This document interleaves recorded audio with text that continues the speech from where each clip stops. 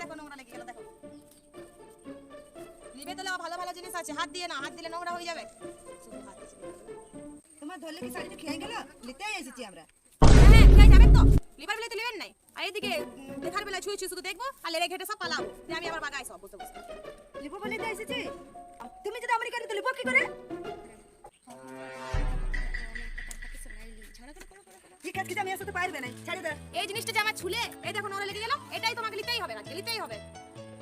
বলো তুমি এটা দাম কত? এটাই লিবো। কেট কাস্টমার সব নোংরা করে না কোনো মেয়েরা। কোনো দোকানদার করে না।